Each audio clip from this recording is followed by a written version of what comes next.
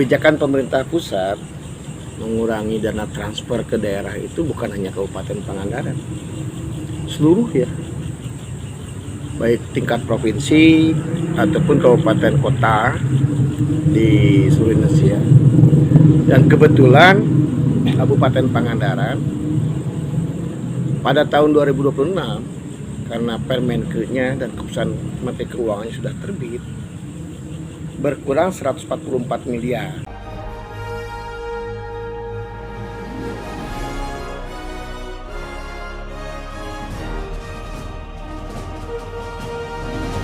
Nah ini kan tentu kita harus mensikapi itu. Yang pertama tentu apa saja sih 144 miliar itu sampai sebesar itu kan.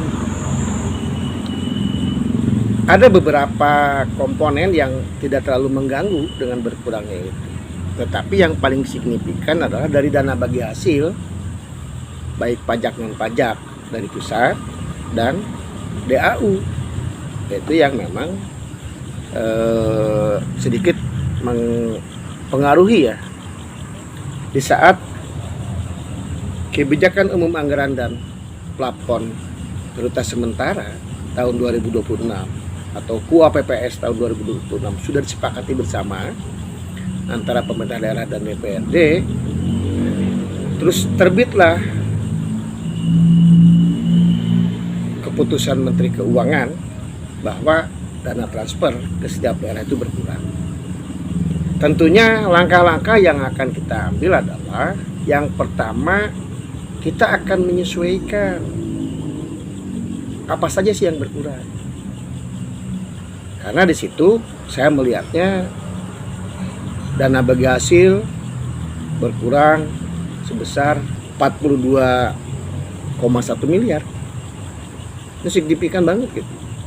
Karena di tahun ini kita mendapatkan 60,9 miliar dan tahun depan tinggal 18,8 miliar. Yang kedua DAU. DAU ini berkurangnya signifikan 51,3 miliar. Tetapi DAU ini ada dua. Ada DAU Blok Grand yang peruntukannya sesuai dengan kebutuhan kita. Ada DAU spesifik grant yang sudah diarahkan, terutama 3 urusan: kesehatan, pendidikan, dan infrastruktur. Kalau untuk DAU memang kita tidak terlalu untuk blok grantnya, karena yang berkurang besar itu adalah DAU spesifik grant.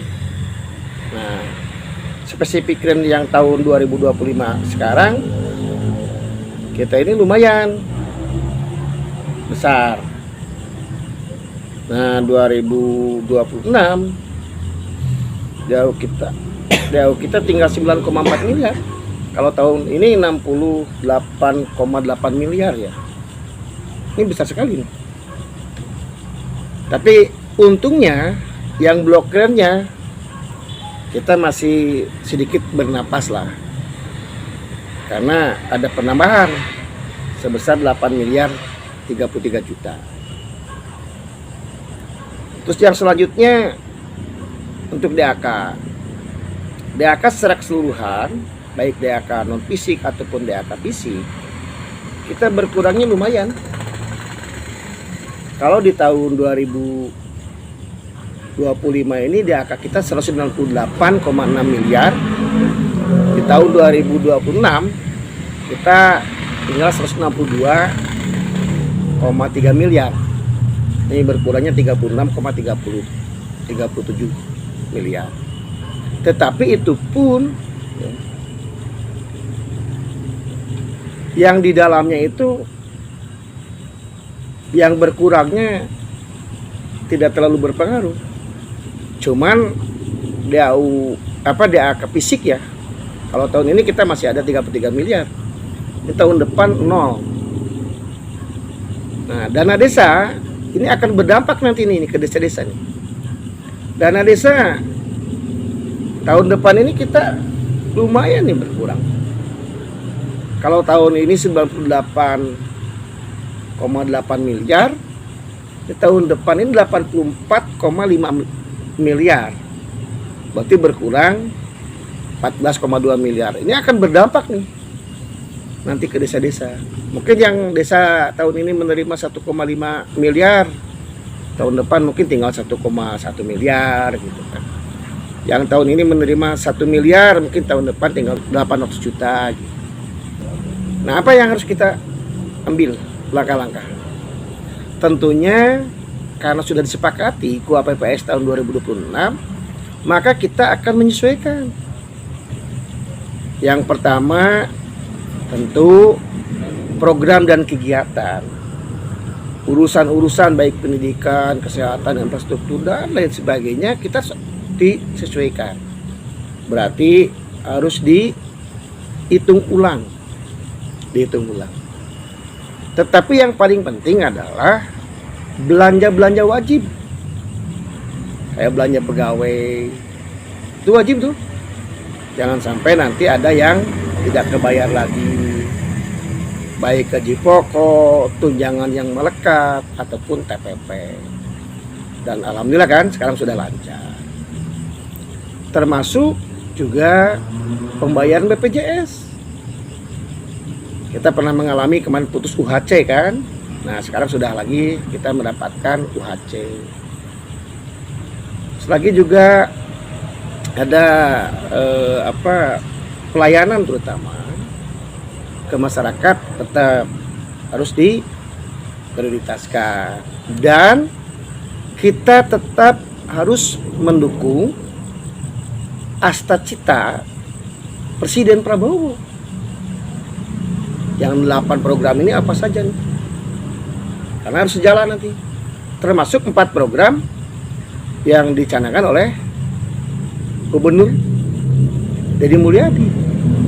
Ini nanti harus juga sejalan. Yang pertama tentu kita akan melakukan efisiensi lagi.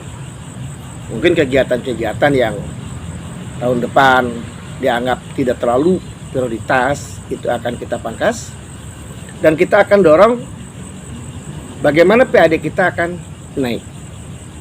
Nah, berdasarkan kesepakatan antara pemerintah daerah dan DPRD pada penetapan KUHP PAD kita di tahun 2026 kalau dibandingkan dengan target di tahun 2025 perubahan ini akan ada kenaikan. Tahun 2025 target kita 282 miliar. Nah, target di tahun 2026 ada kenaikan sebesar 328,5 miliar. Berarti 46,5 miliar nih tahun depan nih. Ini salah satunya kan begitu.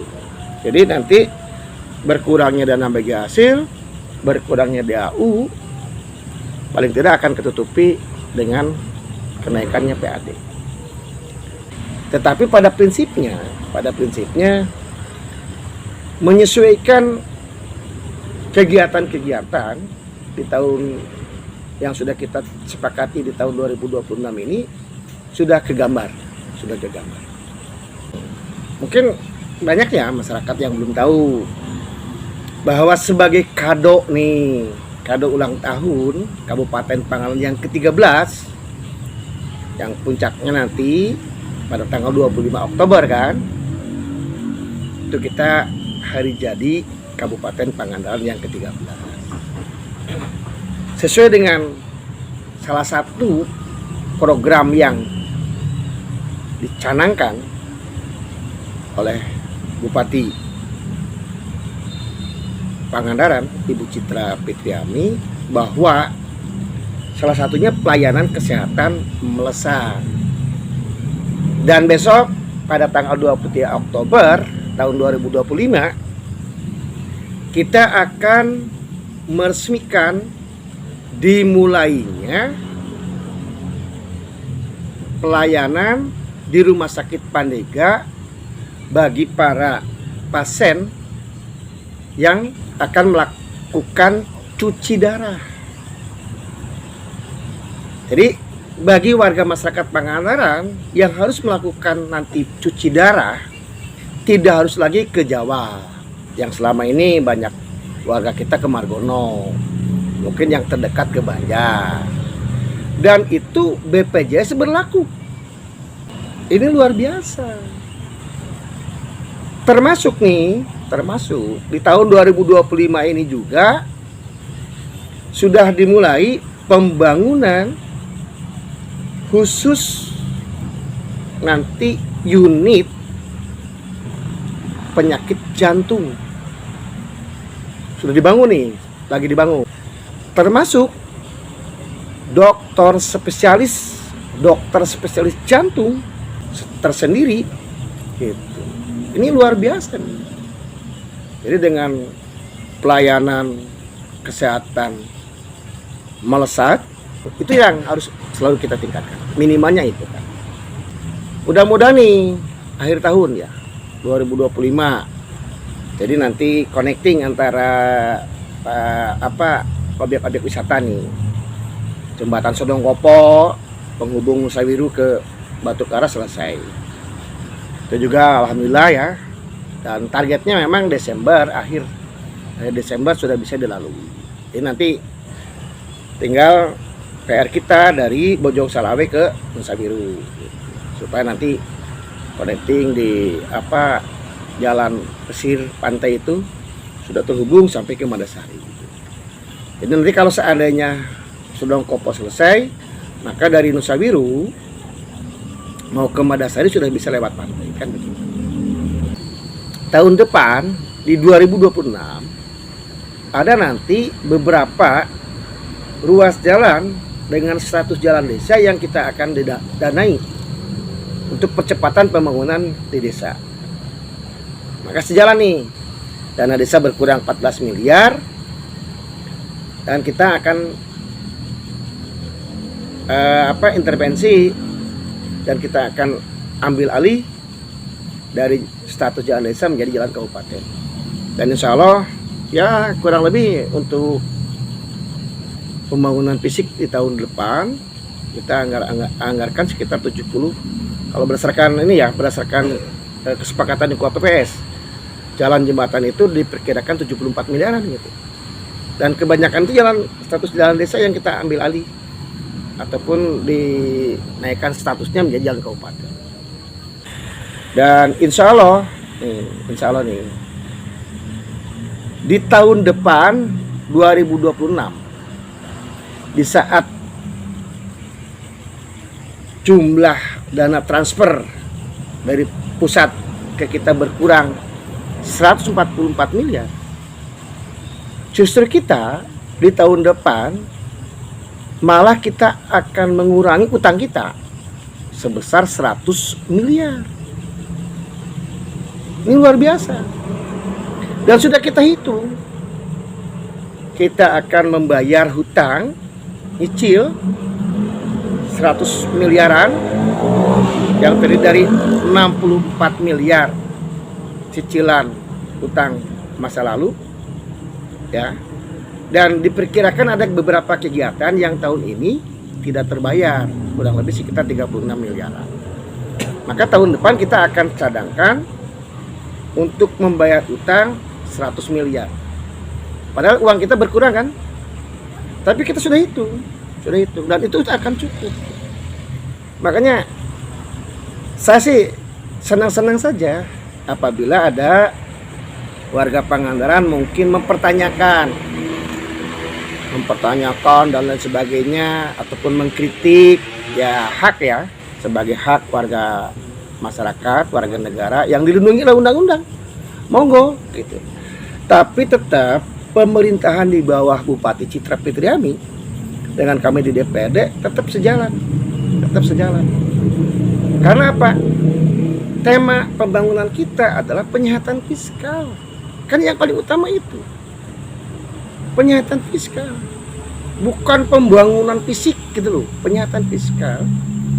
Tetapi di tahun depan kita tetap belanja wajib sudah kita penuhi, pelayanan dasar ke masyarakat juga terpenuhi gitu kan, ngecicil utang juga kita sudah cadangkan termasuk membayar kegiatan-kegiatan yang tahun 2025 dimungkinkan tidak kebayar, kurang lebih sekitar 100 miliar. Dan insya Allah kalau tahun ini tidak ada pembangunan fisik dan tidak terasa oleh masyarakat, kita sepakat nih, pemerintah daerah dan DPRD di tahun 2026 tetap kita akan lakukan pembangunan fisik di samping tadi kita penyihatan fiskal. Kenapa? Kan terasa oleh kita. Tahun 2025 tidak ada kegiatannya. Pengadaan barang dan jasa, walaupun ada sangat kecil, yang pada akhirnya putaran uang di masyarakat ini tidak ada. Ini harus hati-hati juga nih. Kalau tahun depan kita tidak mengambil langkah-langkah itu, bagaimana putaran uang harus ada, ini akan berdampak. Pertama, pasti daya beli masyarakat akan menurun, yang mengakibatkan nanti satu, laju pertumbuhan ekonomi ini akan menurun juga. Makanya target pada indikator makro tahun 2026 kita akan ada penurunan sedikit, walaupun ininya tetap ada naik, target maksimalnya sekian, target minimal sekian. Kita sudah mengantisipasi itu. Yang kedua, ini hati-hati, bukan hanya laju pertumbuhan ekonomi. Kalau tidak ada putaran uang, ini akan mengakibatkan tadi laju pertumbuhan ekonomi, pengangguran bertambah, ya kan? Dan ketiga tentu kemiskinan akan bertambah juga. Karena apa? Putaran uang tidak ada, daya beli masyarakatnya sudah rendah, ini dampaknya. Tetapi ada yang paling ekstrim, selain laju pertumbuhan ekonomi menurun, kemiskinan bertambah, pengangguran bertambah, ada yang lebih ekstrim lagi. Ini yang harus hati-hati. Kejahatan akan meningkat karena orang lapar. Nah, maka kita akan mengambil langkah-langkah tadi, antisipasi itu. Maka tahun 2026 kita akan melakukan penyihatan fiskal. Lakukan, tetapi bagaimana putaran uang juga harus ada. Kan begitu. Insya Allah nih. Ini akan sejalan. Itu saja mungkin ya. Jadi terima kasih. Kayaknya bahasan sekarang cukup dulu lah. Terima kasih. Hatur nuhun.